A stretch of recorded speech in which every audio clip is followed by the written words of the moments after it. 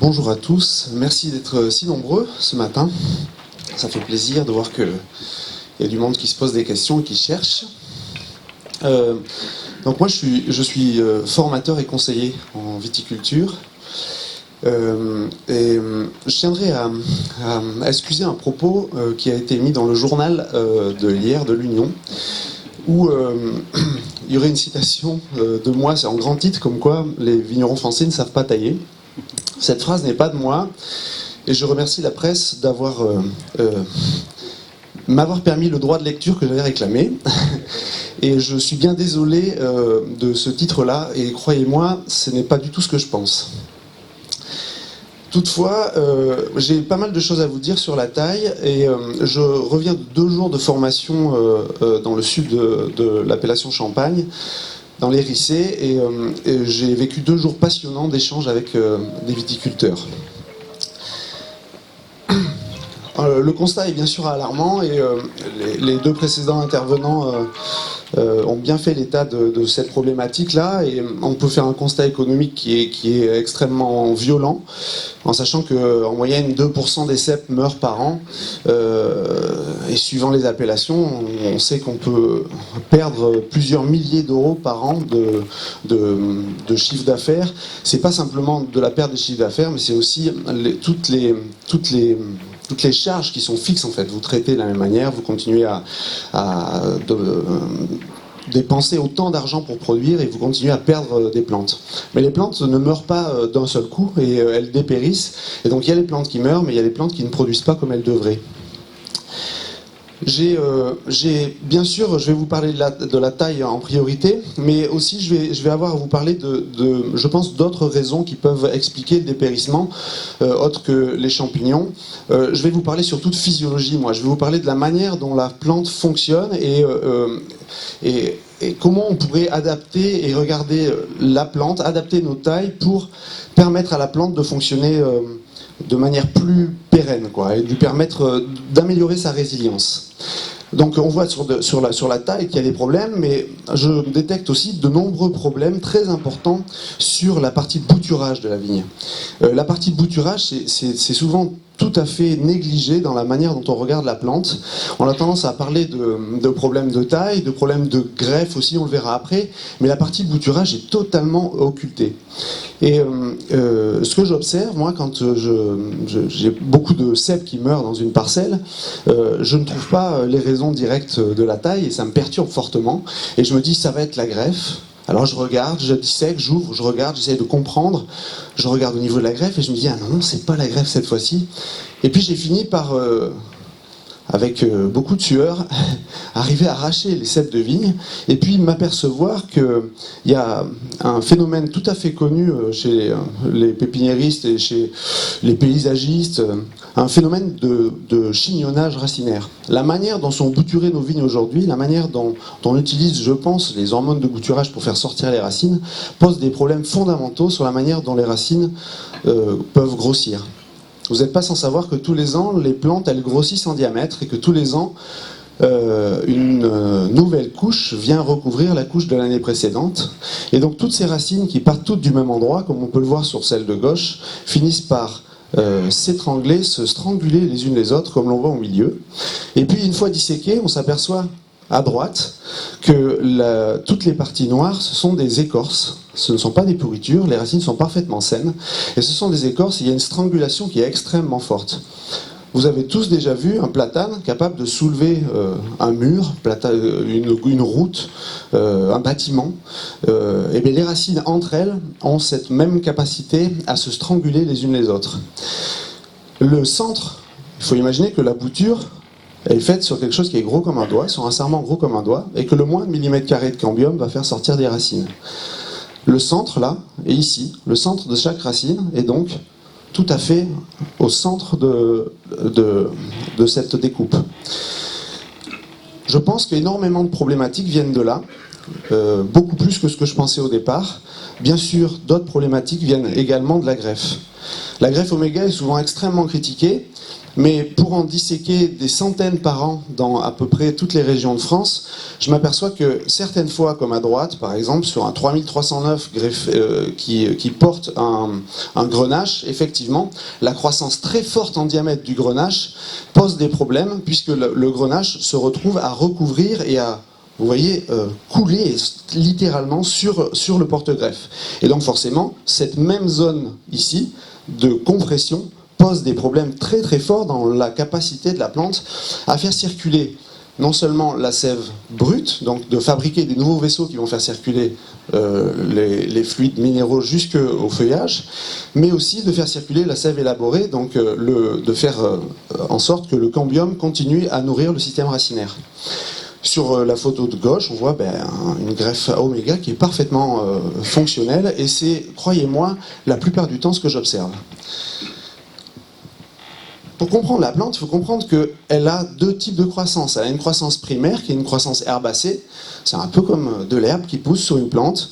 Et cette croissance primaire, issue du bourgeon, c'est la capacité d'exploration dans l'espace. On a une croissance primaire au niveau aérien et on en a une aussi au niveau des racines, qui se répondent l'une l'autre avec des hormones, qui s'envoient des messages, qui libèrent par des processus enzymatiques l'énergie dans la plante, qui permet à ces méristèmes de construire de la plante. Donc il y a ce méristème primaire, croissance en longueur, exploration de l'espace, des feuilles en sortent, ces feuilles-là construisent une sève dite élaborée qui est nutritive, qui va redescendre dans la plante et nourrir le cambium, donc la partie extérieure juste sous l'écorce, qui est une usine à fabriquer de la plante, qui tous les ans va faire grossir la plante en diamètre.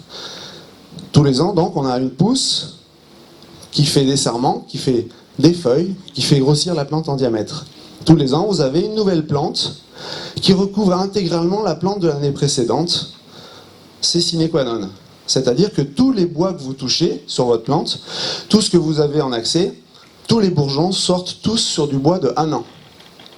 C'est tout le temps du bois de 1 an. Les bourgeons qui sortent sur le vieux bois, ça n'existe pas. Tout ce système-là, ce sont des vaisseaux, des tubes, construit par la plante comme une structure qui débouche sur des feuilles.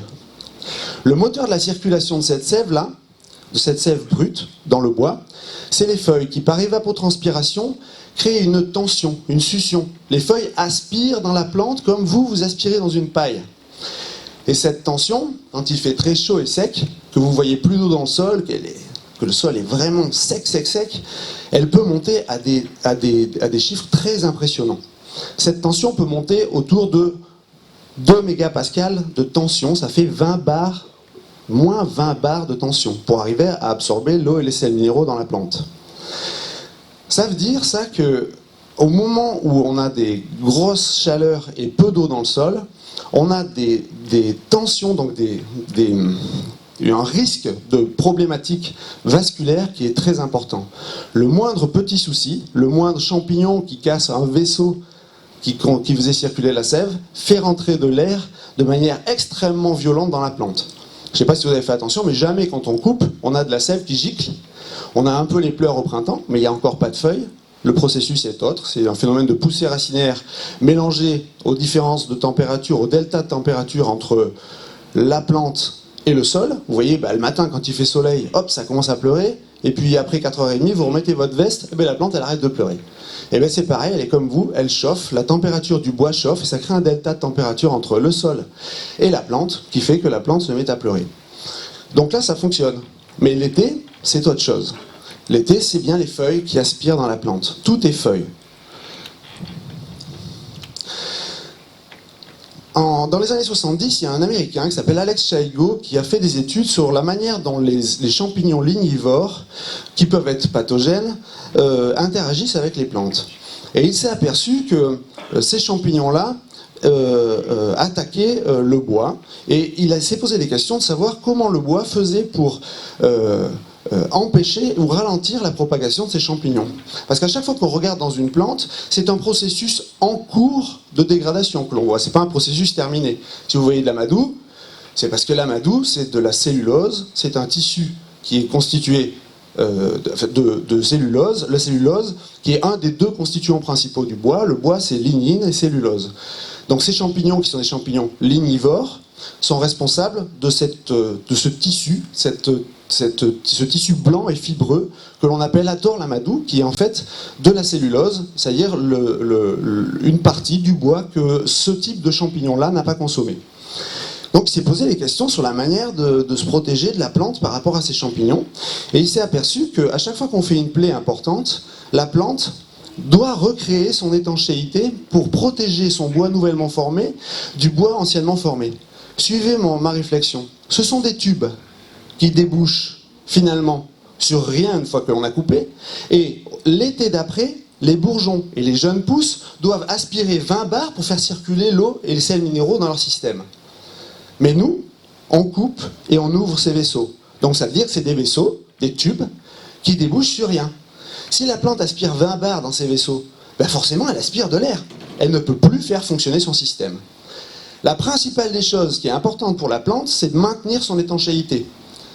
Elle n'a pas de volonté de lutte contre des choses extérieures, elle maintient son étanchéité, c'est-à-dire qu'elle recrée son étanchéité, et pour cela, elle utilise ces métabolites secondaires qui nous intéressent fortement, nous, en tant que viticulteurs, puisque ce sont les phénols. C'est ce que l'on recherche dans le vin, cette maturité phénolique. Ces phénols, ce sont la capacité du bois, de la plante, à transformer les pousses herbacées en bois. Et ces phénols sont aussi des fongicides qui sont extrêmement efficaces. Donc au moment des plaies, au moment où on fait une plaie, la plante va métaboliser, utiliser ces phénols pour compartimenter, pour boucher les vaisseaux, pour recréer une écorce chimique interne permettant de limiter la propagation de la déshydratation des vaisseaux. Si vous voulez, elle, ce qui l'importe, c'est pas de se protéger contre un champignon, c'est de se protéger de la déshydratation puisqu'elle va devoir remettre 20 bars l'été d'après. C'est fondamental. Si on regarde la manière dont est constituée la plante, et qu'on ouvre à l'intérieur de la plante, on s'aperçoit très souvent que des tissus sombres apparaissent quand on ouvre à l'intérieur. À peu près dans toutes les plantes. En fait, on ne peut pas trop faire autrement sur la vigne. À chaque fois que l'on a fait une plaie de réduction en longueur d'un bois, on ouvre des tuyaux qui finissent par se déshydrater jusqu'à leur base. Quand on a monté la plante au fil, on a fait une coupe en haut, elle s'est déshydratée jusqu'à la base. Puis après, on a fait 2 bras que l'on a coupés en longueur, ils se sont déshydratés eux aussi jusqu'à la base, et puis on a continué ce processus-là.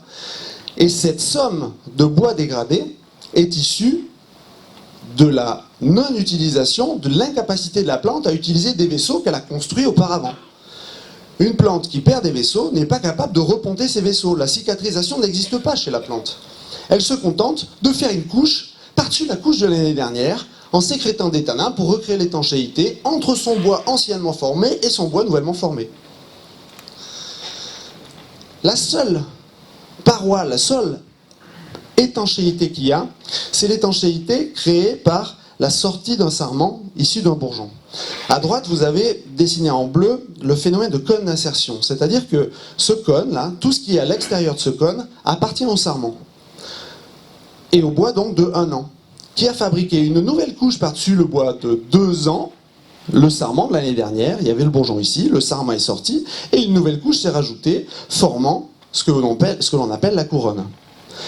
Si vous coupez après la couronne, et c'est l'objectif primaire de cette taille douce, c'est de ne plus raser les plaies, puisqu'on s'aperçoit que la couronne a construit des vaisseaux qui sont sur le bois de 2 ans. Donc si vous coupez les vaisseaux de la couronne, vous faites rentrer de l'air dans des vaisseaux de 2 ans.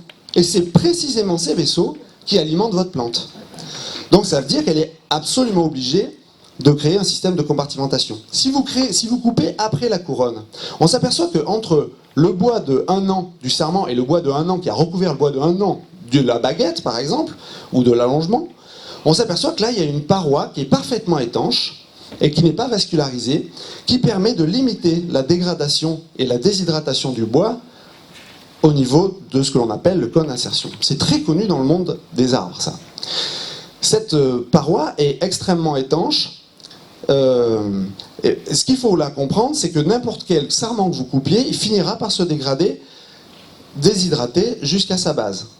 Si vous coupez une baguette, même si elle fait 30 cm, on arrive dans l'année, des fois, en coupant la baguette de 30 cm et en regardant en face, à s'apercevoir qu'il y a des nécroses, ce qu'on appelle de la tylose, des vaisseaux qui ont été remplis de tanins pour protéger le bois nouvellement formé, la deuxième couche, l'année d'après, issue du sarment, du bois anciennement formé. Vous voyez ça, c'est un chicot qui a été réduit en longueur, et la base de ce chicot est à l'intérieur. Si j'ouvre à l'intérieur de cette plante-là, je m'aperçois que la déshydratation de ce chicot, ce n'est pas 2 fois le diamètre de la plaie, c'est systématiquement et progressivement, jusqu'à sa base, que cette plaie-là va se déshydrater.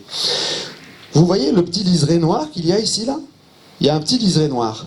Ce petit liseré noir, c'est des tanins. C'est la sécrétion de la plante pour protéger son bois nouvellement formé en clair de son bois anciennement formé. Il y a un monsieur qui s'appelle Poussard, qui a fait des recherches en Charente, qui était viticulteur, et qui a essayé de construire une taille qui permettrait de limiter les maladies de bois. Poussard n'a jamais rien écrit, il y a juste un agronome qui s'appelle Lafont qui a écrit dans les années 30, 1930, un livre sur les pratiques différentes pour lutter contre les maladies de bois. Il y avait déjà à l'époque le pyralesca, il y avait déjà à l'époque ces idées de curetage, et il y avait aussi cette taille Poussard dans ce livre-là. Vous pouvez le consulter, il est disponible sur le site de la Bibliothèque nationale de France, de manière libre. L'idée de cette taille Poussard, c'est de grouper les plaies du même côté. Alors grouper les plaies du même côté, ça veut dire essayer de trouver une stratégie pour faire en sorte que les plaies d'enlèvement des bois, donc des baguettes ou des charpentes pour vous, soient tout le temps groupées sur le dessus et en amont des flux de sève. Sur ce cep-là, en bleu, les futurs coursons ou les futurs rachets, c'est exactement la même chose, toutes les tailles sont les mêmes, c'est réduire en longueur un bois pour qu'il puisse fructifier. Après, l'interprétation est différente et on verra, et je vous ferai d'ailleurs des compliments sur la taille Chablis qui est une taille qui a bien des avantages.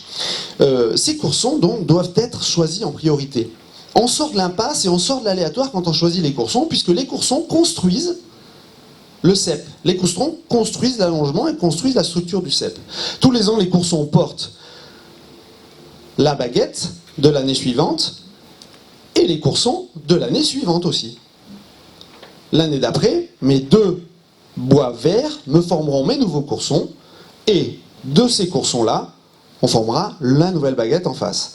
En faisant ça, j'ai groupé toutes mes plaies d'enlèvement des baguettes sur le dessus de la plante, ce qui permet à ma plante d'avoir un flux de sève à la fois d'abord élaboré, donc l'écorce exempt de plaies de taille, donc exempt de circonvolution, et donc si l'écorce n'a pas de circonvolution, ce cambium va fabriquer des nouveaux flux de sève qui vont permettre de nouveau de faire circuler l'année suivante de la sève élaborée de la manière la plus fluide et directe possible. Si on cherche à schématiser une plante et que l'on l'ouvre, on a ce genre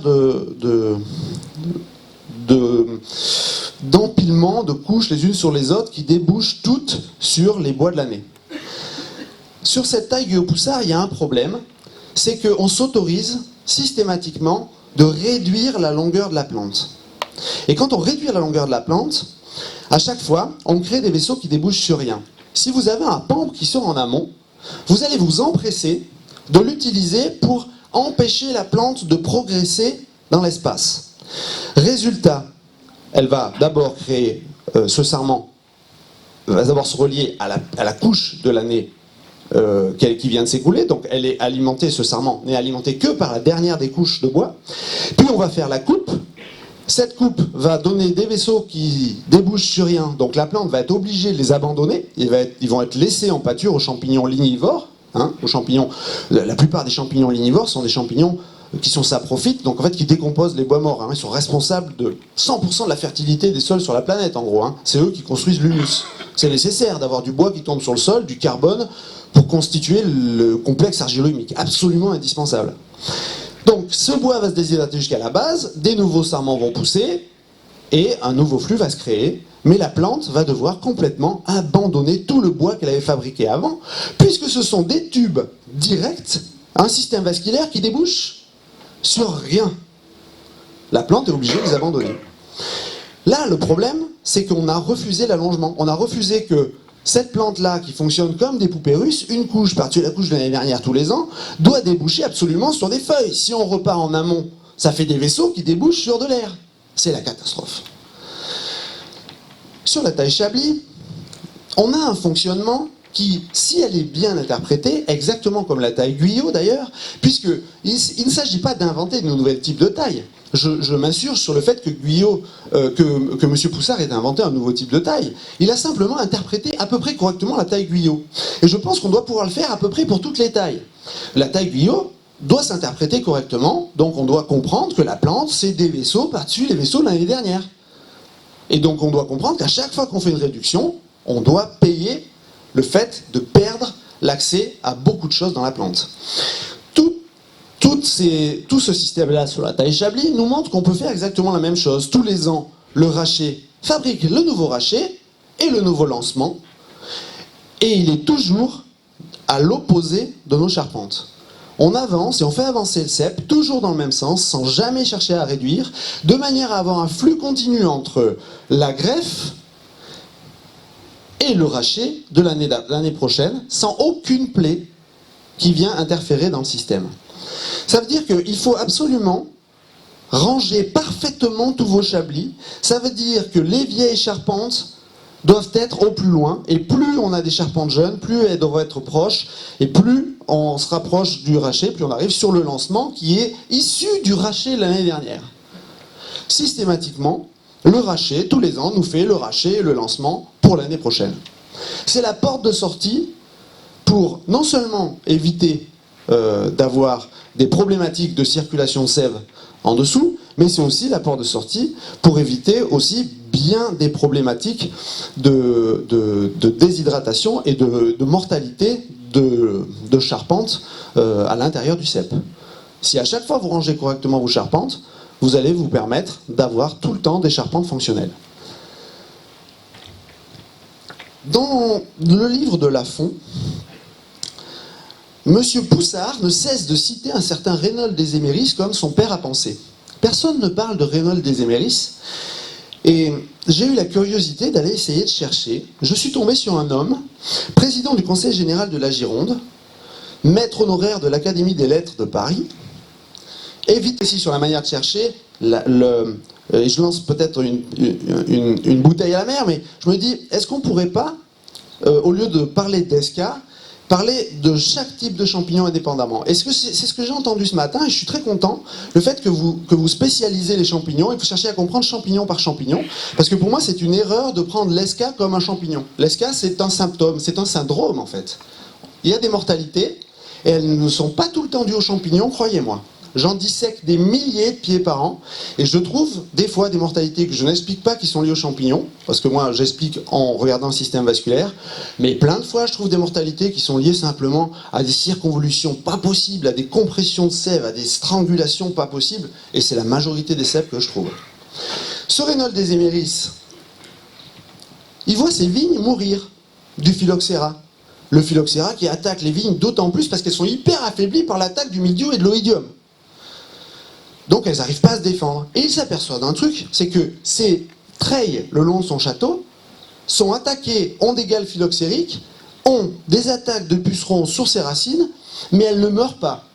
Et elles continuent de produire. Pourtant, ils ne régulent pas leur production, elles produisent des quantités de raisins fantastiques. Et il se dit, il y a vraiment un problème, il y a un truc que je ne dois pas comprendre. Entre ma treille, il existe encore des treilles préphylloxériques fantastiques qui ont des troncs gros comme des arbres, et mes plantes dans mon champ. Il se met à sortir ses plantes et à les amener à son menuisier pour qu'il ouvre pour regarder à l'intérieur. Il trouve une treille parfaitement blanche à l'intérieur, immaculée, aucune nécrose. Et il trouve à l'intérieur de ses cèpes des nécroses, et il s'aperçoit en auscultant ces nécroses que systématiquement, quand il enlève une baguette, la baguette se déshydrate jusqu'à sa base, voire jusqu'à la base du bois qui la porte, le courson. Il se dit, mais ça c'est incroyable quand même, on n'avait pas vu ça, moi je pensais qu'il y avait un chicot. Et il se dit, je vais essayer de trouver une solution. Ce monsieur des Éméris se met à décider de ne plus enlever les baguettes en une seule fois. Il se met à réduire ses baguettes et simplement les réduire après le premier sarment et en laissant la couronne du premier sarment. C'est-à-dire qu'il laisse un chicot plus long et il se dit il faut que ce chicot absolument reste vivant. Il veut qu'il pampre. Alors tout le monde rigole à l'époque parce qu'il vient de se mettre à fabriquer une usine à pampre. Mais cette usine à pampre se révèle être en fait une super idée puisqu'il se met à observer qu'il vient d'inventer un système pour piloter l'endroit où sortent les pampres. Ben bien sûr, puisque la baguette avait 8 sarments l'année dernière. Ces 8 sarments ont fabriqué beaucoup de feuilles. Ces beaucoup de feuilles ont fabriqué beaucoup de photosynthèse, qui ont fabriqué de l'énergie, qui a nourri le cambium en direction de ces nouveaux sarments. Donc tous les flux sont dirigés sur cette baguette que l'on note tous les ans. C'est-à-dire que 80% des flux sur le guyot sont supprimés tous les ans au profit du courson qu'on va laisser.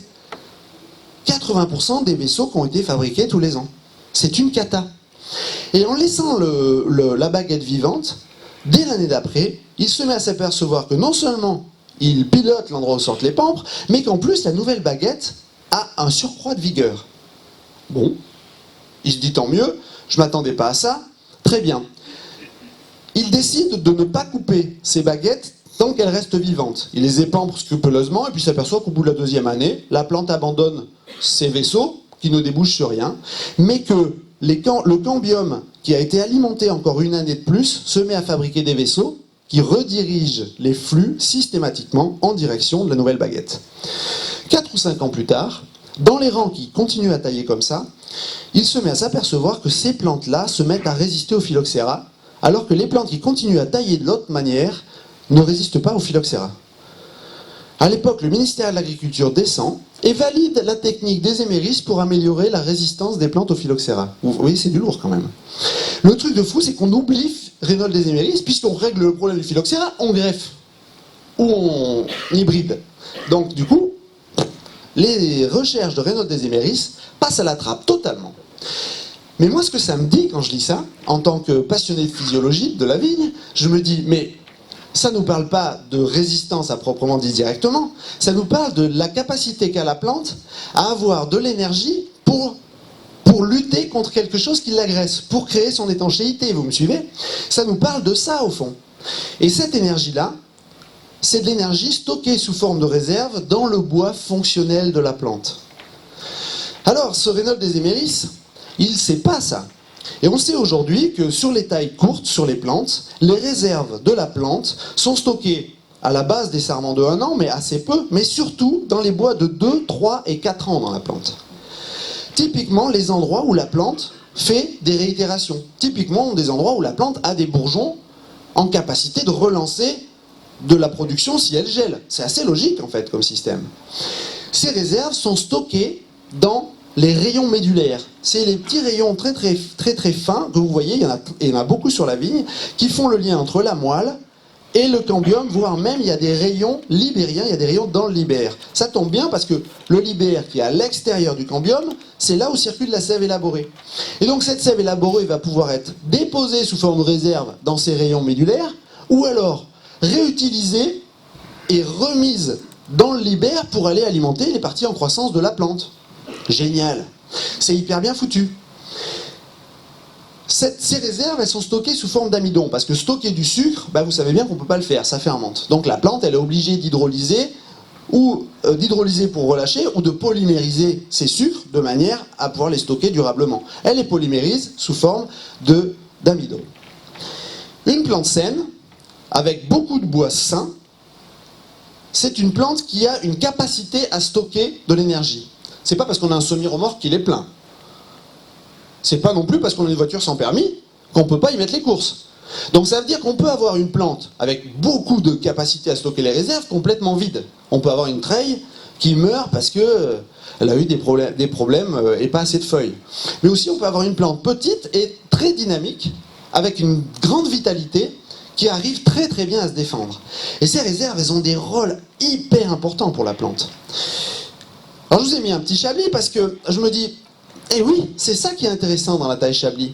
Contrairement aux autres tailles, où comme sur le guyot, on va systématiquement supprimer la baguette, là, on va créer des allongements et des prolongements sur nos charpentes. Et donc les réserves vont se situer, bien sûr, sur le lancement de l'année précédente, sur les bois de 2 ans et de 3 ans sur les lancements, sur les charpentes, mais également sur les vieilles charpentes. Et elles vont toutes migrer tout le temps dans les zones où ça pampre, n'est-il pas?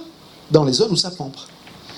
Donc à chaque fois qu'on va supprimer des bois, il faut avoir conscience que quand on supprime des bois de 2 ans, ou de 3 ans, ou de 4 ans, ou de 5 ans, on met à l'eau des réserves qui auraient pu nous servir pour stimuler la croissance de l'année d'après. Sur le cordon, c'est la même. Les stocks d'énergie ne sont plus dans la baguette, mais sont dans le cordon, puisque les bois de 2-3 ans sont dans les porteurs, ici. L'énergie est donc dans les porteurs. Alors, on va faire un petit schéma de physiologie. Il faut comprendre que ces réserves, elles ont un impact très important sur le débourrement. Toute l'énergie du débourrement, c'est un développement cellulaire, c'est une élongation cellulaire. Ce sont des bourgeons qui sont compactés à l'image d'une ancienne antenne de voiture. Enfin, il faut avoir plus de 30 ans pour connaître, mais les anciennes antennes de voiture, ce sont des systèmes télescopiques. Alors c'est un peu le cas pour le bourgeon. Le bourgeon va se développer, poussé par l'énergie des réserves, et va se développer comme celle de la R25 Baccarat, avec une énergie qui pousse par en dessous, donc de l'air comprimé qui développe ce bourgeon. Donc là, c'est pas de l'air comprimé, mais c'est de la sève brute, enrichie en sucre et en sève élaborée par les réserves, qui va stimuler le développement de ces bourgeons. Donc ça veut dire que tout au printemps, ce n'est que du développement. Il n'y a aucune utilisation, ou presque, de la minéralisation du sol. Ce développement va se terminer jusqu'au stade feuille étalée, et à partir du moment où il y a les feuilles étalées, c'est à la fois un peu les réserves et aussi la photosynthèse qui prend le relais. Cette photosynthèse qui finira à la chute des feuilles. La plante, elle a plusieurs phases. Donc elle a cette phase de développement, une phase jusqu'au mois d'août de croissance, qui fonctionne avec des sucres et des acides. Donc la plante fabrique avec sa photosynthèse